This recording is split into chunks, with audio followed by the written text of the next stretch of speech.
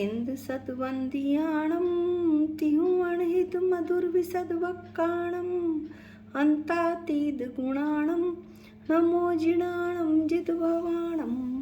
हम सभी पंच अस्तिकाय संग्रह का वर्णन कर रहे, स्वाध्याय कर रहे हैं। इसमें हम षट द्रव्य के सामान्य अधिकार का वर्णन कर रहे हैं। प्रथम अधिकार में दो बातें हैं, षट द्रव्य का वर्णन और पंच अस्तिकाय का वर्णन। यहाँ पर गाथा 21 तक षट द्रव्य का वर्णन हुआ है, जिसमें आचार्य कुंद स्वामी ने जीव द्रव्य का दृष्टांत लेकर हमें समझाने की कोशिश की है, क्योंकि हमारा प्रयोजन तो जीव द्रव्य से ही सिद्ध होता है।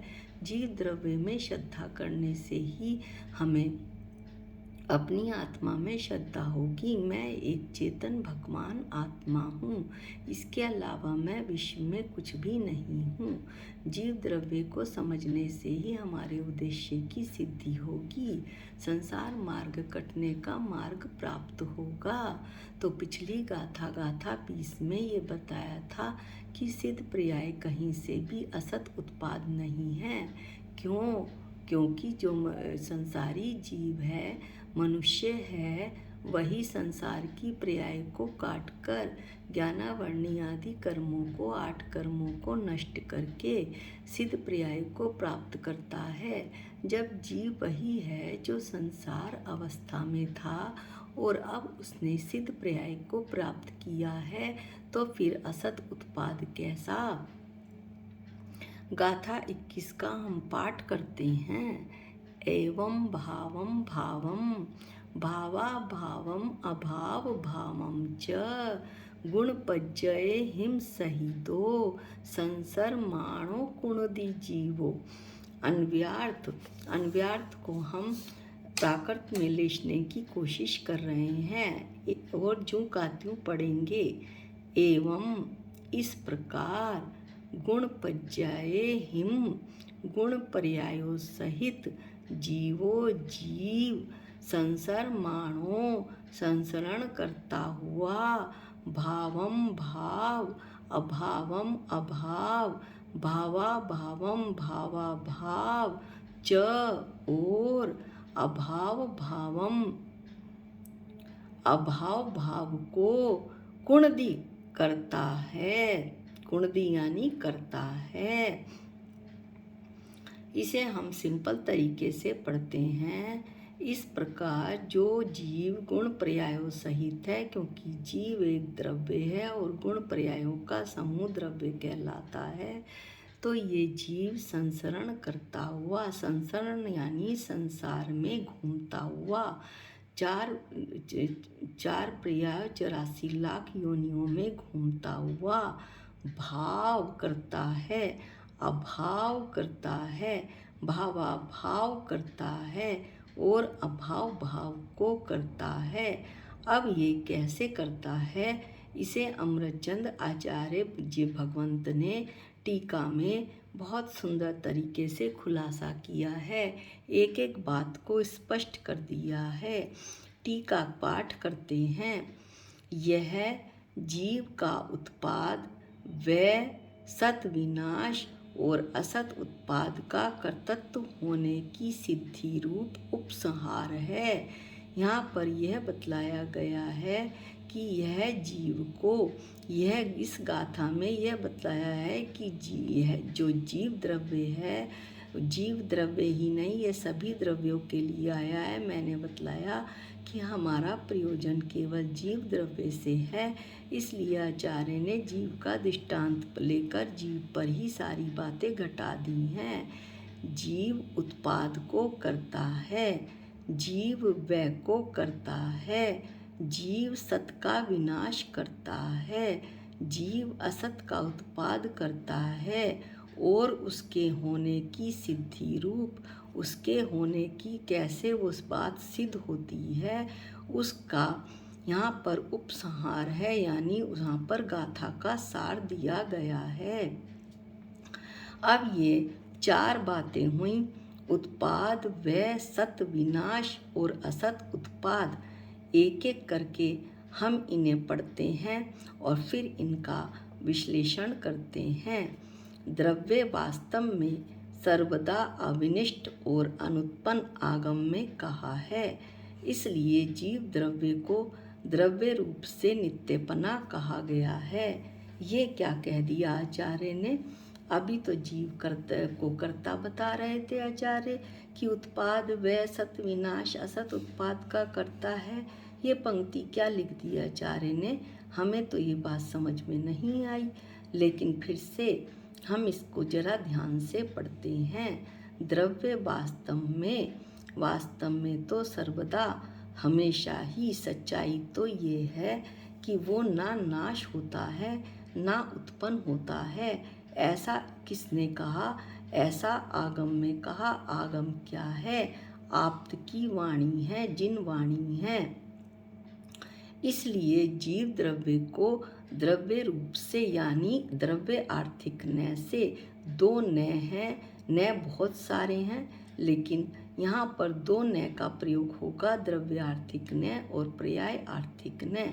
जीव द्रव्य को जब द्रव्य रूप से मुख्य करके द्रव्य रूप से कहा जाता है द्रव्य आर्थिक न से, तो उसमें यह कहा जाता है कि वो नित्यपना है। उसमें निगोद से लेकर सिद्ध तक मेरा तो जो जीव द्रव्य है वो बना बनाया है। सिद्ध समान चेतन भगवान आत्मा हमेशा ऐसा ही रहने वाला ज्ञाता दृष्टा, ऐसा इस बात का खुलासा द्रव्य आर्थिक न से अमृतचंद आचार्य ने पहले ही कर दिया। अब हम जो कि वास्तव में कुंद आचार्य ने बात नहीं कही, लेकिन जब टीका लिखी जाती है तो उसमें छुपी हुई बातों को भी खोला जाता है। इसलिए ये बात पूरी छुपी हुई थी पर्याय आर्थिक न से कुंद आचार्य ने बताया, लेकिन द्रव्य आर्थिक न से भी अमृतचंद आचार्य ने बात को स्पष्ट करा। अब हम पहला पॉइंट लेते हैं। पहला पॉइंट उत्पाद है। हम गाथा पाठ करते हैं।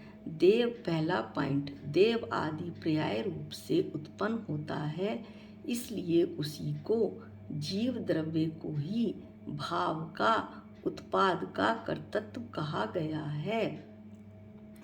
यहाँ पर आचार्य बतलाना चाहते हैं कि मनुष्य पर्याय से नष्ट होकर देव आदि पर्याय में चार पर्याय हैं, देव मनुष्य त्रियंच और नारकी।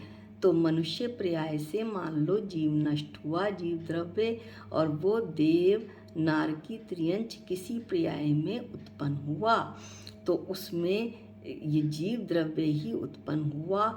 इसलिए जीव द्रव्य को ही भाव का, यहाँ पर जो भाव है वो उत्पाद के लिए आया है। उत्पाद होना या उत्पाद माने उत्पन्न होना। देव पर्याय में जो जीव उत्पन्न हुआ है, इसलिए जीव द्रव्य को ही इन देव आदि पर्यायों का कर्ता, उत्पाद का कर्ता कहा गया है। ये पहला पॉइंट था। दूसरा पॉइंट पढ़ते हैं। मनुष्य आदि पर्याय रूप से नाश को प्राप्त होता है, इसलिए उसी को अभाव का, वह का कर्तृत्व कहा गया है। यानी जो जीव द्रव्य है, किसकी बात चल रही है? उसी को, जीव द्रव्य को। जो जीव द्रव्य है वो मनुष्य आदि पर्याय रूप से, मनुष्य आदि पर्याय रूप से यानी मैं संसार में हूँ, मनुष्य पर्याय में हूँ, स्त्री पर्याय में हूँ, ये पर्याय मेरी नष्ट होगी। जब ये नाश को प्राप्त होगी तो उसे अभाव कहते हैं या वह कहते हैं। मेरी वर्तमान पर्याय का नाश हुआ तो जो मैं कौन हूँ? मैं एक जीव द्रव्य हूँ। तो जीव द्रव्य को उस वह का, उस अभाव का कर्ता कहा गया है, कर्तृत्व कहा गया है, कर्ता कहा गया है। तीसरा पॉइंट कर पढ़ते हैं। सत्य यानी कि ब्रैकेट में लिखा है शास्त्र में विद्यमान देव आदि पर्याय का नाश करता है, इसलिए उसी को भाव अभाव का, सत्य के विनाश का कर्तृत्व कहा गया है। तीसरे पॉइंट का विश्लेषण करते हैं। सत्य यानी कि विद्यमान, यानी कि जो विद्यमान है अभी वर्तमान में देव आदि पर्याय विद्यमान है जीव द्रव्य की। जिस जीव द्रव्य यानी मेरी बात चल रही है तो वो देव आदि पर्याय का जो विद्यमान पर्याय है उसका नाश करता है। इसीलिए उसी को, किसको, जीव द्रव्य को भावाभाव यानी भाव और अभाव, भाव का अभाव, भाव माने सत, अभाव माने विनाश, तो सत के विनाश का कर्ता कहा गया है, भाव के अभाव का कर्ता कहा गया है। अब चौथा पॉइंट पढ़ते हैं फिर से। असत अविद्यमान मनुष्य आदि पर्याय का उत्पाद करता है, इसलिए उसी को अभाव भाव का ब्रैकेट में लिखा है शास्त्र में असत के उत्पाद का कर्तृत्व कहा गया है। आचार्य कहते हैं कि जो जीव द्रव्य है, जो असत है, अविद्यमान पर्याय है, यानी कि यदि मैं संसार अवस्था में हूँ अभी मेरी, या मैं देव अवस्था में हूँ, या देव का उदाहरण लेकर बतलाया दृष्टांत लेकर, तो मैं देव पर्याय में हूँ तो वो तो विद्यमान है, लेकिन मनुष्य पर्याय विद्यमान नहीं है। तो जब देव पर्याय नष्ट हुई तो जो अविद्यमान पर्याय थी वो प्रकट हो गई, वो मनुष्य पर्याय थी। तो मनुष्य पर्याय जो अविद्यमान पर्याय थी वो प्रकट हुई, उसका उत्पाद हुआ। इसलिए जीव को जिसका अभाव था, जिस पर्याय का अभाव था, जो अविद्यमान था, जो था नहीं, उसके भाव का यानी उसके विद्यमान होने का कर्ता कहा गया है। अभाव को अविद्यमान, असत ये सब पर्यायवाची हैं, और भाव माने विद्यमान, सत उत्पाद, तो भाव माने यहाँ पर होगा उत्पाद, तो असत के उत्पाद का कर्ता यानी जो पहले नहीं था उस पर्याय का कर्ता, मनुष्य आदि पर्याय के उत्पाद का कर्ता यहाँ पर जीव द्रव्य को कहा गया है। इस तरह चारों बातों को, पॉइंट्स को बड़े अच्छे से अमरचंद आचार्य ने बतलाया दिया कि किस तरह से उत्पाद करता है, देव आदि पर्याय में उत्पन्न होता है जीव द्रव्य, इसलिए वो उत्पाद का करता है।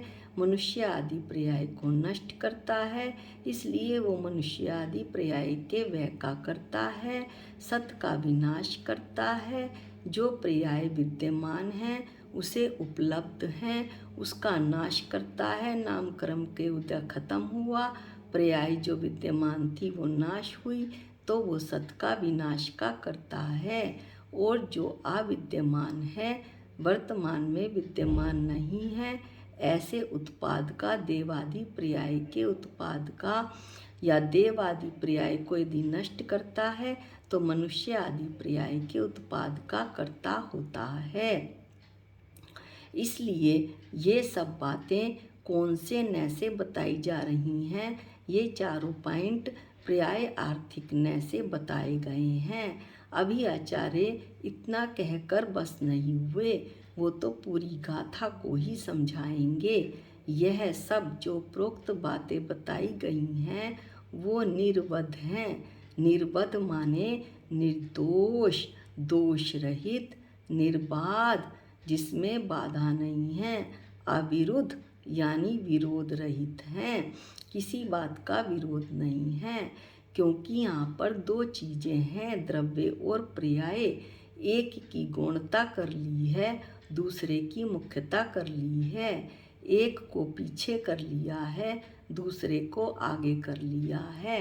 कैसे किया है, फिर से आचार्य इसी बात का जो उपरोक्त बात है उसको न्यायों की सहायता से बताते हैं। वह इस प्रकार है। जब जीव की दो बातें हुई, द्रव्य, जीव द्रव्य और उसकी पर्याय। जीव पर्याय की गौणता से जीव है उसमें, इसे पहले हम गाथा पाठ कर लेते हैं। जब जीव पर्याय की गौणता से, द्रव्य की मुख्यता से विवक्षित होता है, तब वह उत्पन्न नहीं होता, विनष्ट नहीं होता, क्रम वृत्ति से वर्तन नहीं करता, इसलिए सत विद्यमान पर्याय समूह को विनष्ट नहीं करता और असत को अविद्यमान पर्याय समूह को उत्पन्न नहीं करता। यहाँ पर द्रव्य आर्थिक न से द्रव्य की मुख्यता जहाँ पर की जाती है वो द्रव्य आर्थिक न कहलाता है। सदाकाल रहने वाला द्रव्य पर्याय तो क्षण क्षण बदलती रहती है।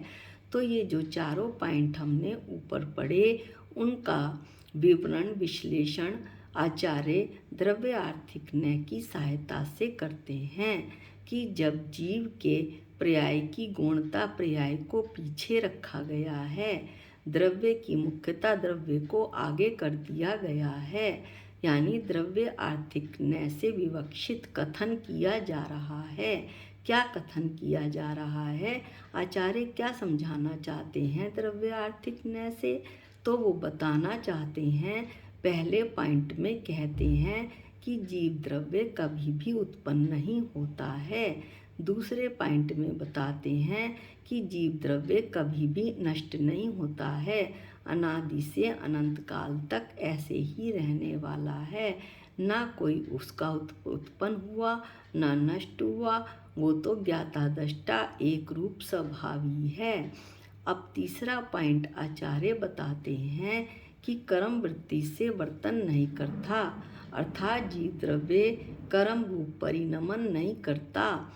एक के बाद दूसरी पर्याय, दूसरी के बाद तीसरी पर्याय, तीसरी के बाद चौथी पर्याय, इस प्रकार का परिणमन द्रव्य नहीं करता है, जीव द्रव्य नहीं करता है।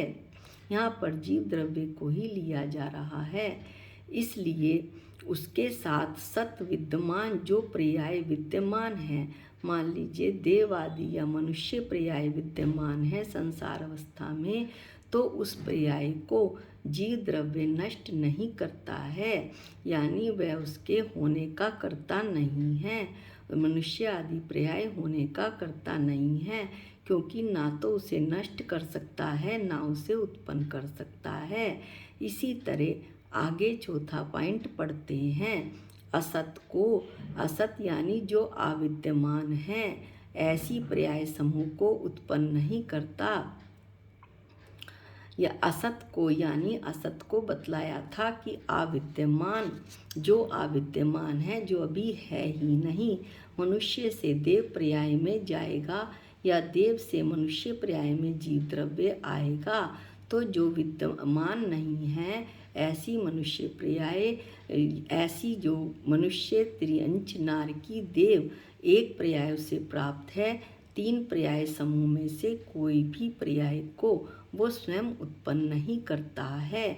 यह बात किस न से कही जा रही है, यह बात द्रव्य आर्थिक न से कही जा रही है। अब पुनः गाथा पाठ करते हैं। जब जीव द्रव्य की गौणता से और पर्याय की मुख्यता से विवक्षित होता है, तब वह नंबर 1 उपजता है, नंबर 2 विनष्ट होता है, नंबर 3 जिसका सब काल बीत गया, ऐसे सत विद्यमान पर्याय समूह को विनष्ट करता है, चौथा जिसका सब काल उपस्थित हुआ है, आ पहुँचा है, ऐसे असत को अविद्यमान पर्याय समूह को उत्पन्न करता है। क्या कहना चाहते हैं आचार्य, किसकी गौणता कर दी उन्होंने, किसकी मुख्यता कर दी, कोई भी बात समझ में नहीं आई। अब हम इन्हीं पंक्तियों को धीरे धीरे पढ़ते हैं ताकि हमें बात समझ में आ जाए। जो जीव है उसको, उसके लिए आचार्य कह रहे हैं कि द्रव्य की तो गौणता कर दी, जीव एक द्रव्य है, उसमें गुण और पर्यायों का समूह है। यहाँ पर द्रव्य और पर्याय की बात चल रही है, द्रव्य को पीछे कर दिया है और पर्याय को आगे कर दिया है। ये कथन, ये चारों पॉइंट पलट दिए गए हैं और पर्याय आर्थिक न से इनकी विवक्षा यानी विश्लेषण किया गया है। अब यह विश्लेषण कैसा होगा देखिए। तब वह कौन जीव द्रव्य उपजता है, यानी कि उत्पन्न होता है, देव पर्याय में उत्पन्न होता है, विनष्ट होता है, मनुष्य पर्याय को नष्ट करता है। 2 पॉइंट हो गए। पहला पॉइंट जीव द्रव्य उत्पन्न होता है, दूसरा है मनुष्य पर्याय में उत्पन्न होता है, देव पर्याय में उत्पन्न होता है। दूसरा पॉइंट है विनष्ट होता है, मनुष्य पर्याय से देव पर्याय मनुष्य उपजता है, यानी देव पर्याय में उत्पन्न। इसे दोबारा पढ़ लेते हैं।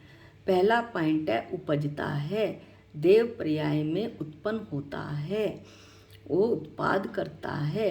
दूसरा है विनष्ट होता है, मनुष्य पर्याय को नष्ट करता है। ये कथन पर्यायार्थिक न्याय से कहा जा रहा है। तीसरा पॉइंट है जिसका स्वकाल बीत गया है। स्वकाल यानी मनुष्य नामकर्म के उदय से संसार अवस्था में मनुष्य पर्याय को प्राप्त था। ये पर्याय विद्यमान थी, सत थी। विद्यमान, सत और भाव ये सब पर्यायवाची हैं। तो ये जो है वो यहाँ पर इस गाथा में, तो यहाँ पर जो पर्याय सत थी, विद्यमान थी, ऐसी मनुष्य पर्याय को यह जीव द्रव्य नष्ट करता है। चौथा पॉइंट है जिसका सबकाल उपस्थित हो गया है, यानी जो देव पर्याय है, देव की पर्याय है या त्रियंच की पर्याय है या नामकर्म की पर्याय है, देव नार की त्रियंच नामकर्म के उदय से उत्पन्न होने वाली ये जो पर्याय हैं उनका समय आ पहुँचा है।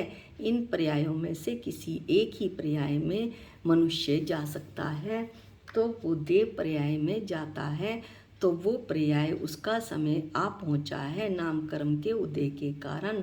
तो ऐसे असत को जो अविद्यमान था अब तक, जब तक वो मनुष्य पर्याय में था, ये देव आदि की पर्याय अविद्यमान थी। ऐसे अविद्यमान यानी कि जो है ही नहीं, उस अविद्यमान पर्याय समूह को उत्पन्न करता है कौन? जीव द्रव्य। यहाँ पर सारी बात कर्तृत्व के रूप में जीव द्रव्य पर आ रही हैं, क्योंकि यहाँ पर जो विवक्षा हो रही है वो पर्याय आर्थिक न्याय से हो रही है। तो ये चारों बातें सिद्ध हुई। पर्याय आर्थिक न्याय को जब पर्याय को मुख्य किया तो पर्याय आर्थिक न्याय से पहले पॉइंट में जीव द्रव्य उत्पन्न भी होता है, दूसरे पॉइंट में नष्ट भी होता है।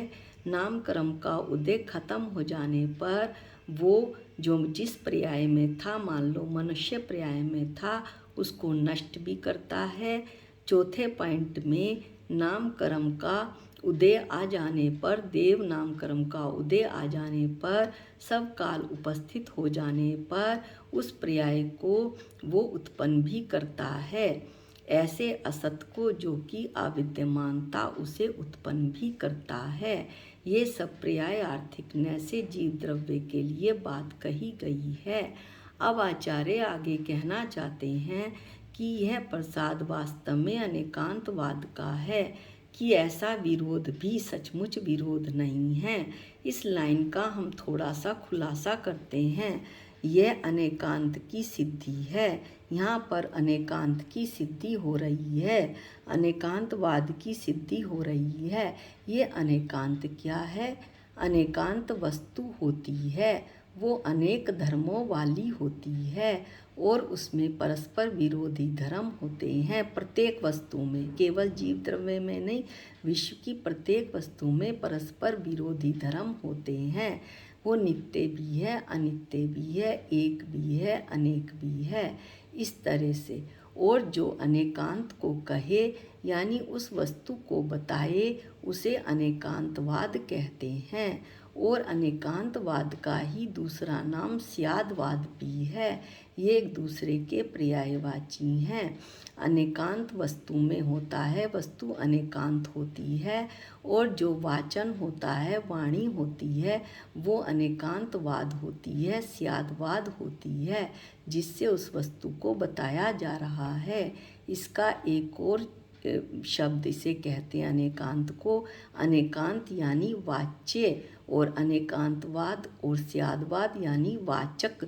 वाच्य यानी जिसे बताया जा रहा है, वाचक यानी जिसके द्वारा, वाणी के द्वारा बताया जा रहा है, वो वाणी अनेकांतवाद कहलाती है। ये जैन धर्म का एक बहुत ही इसी पर पूरा जैन धर्म अनेकांतवाद पर टिका हुआ है। इसी से सारी बातें समझ में आती हैं। अन्य जितने भी पंथ हैं वो अनेकांतवाद को नहीं मानते, इसलिए उनकी बातें कहीं ना कहीं कट जाती हैं।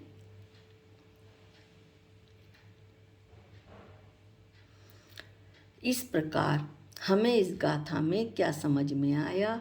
अनेकांत समझ में आया, अनेकांतवाद समझ में आया, और द्रव्य आर्थिक न्याय से सदा अनादि से अनंत काल तक जीव द्रव्य एक ही रहता है। पर्याय आर्थिक न्याय से उत्पन्न भी होता है, विनष्ट भी होता है, अपनी विद्यमान पर्याय समूह को नष्ट करता है, अविद्यमान पर्याय समूह को उत्पन्न भी करता है। हमें अपने लिए क्या समझ में आया? इस गाथा से हमें यह समझ में आया कि ऐसे शुद्ध आत्मद्रव्य का हम सम्यक श्रद्धान करें। वो शुद्ध आत्मद्रव्य कहाँ हैं? वो मेरे में ही हैं। मैं शुद्ध आत्मद्रव्य हूँ, सिद्ध समान बना बनाया, अंदर केवल ज्ञाता दृष्टा, और कुछ मुझे स्पर्श कर भी नहीं सकता, छू ही नहीं सकता।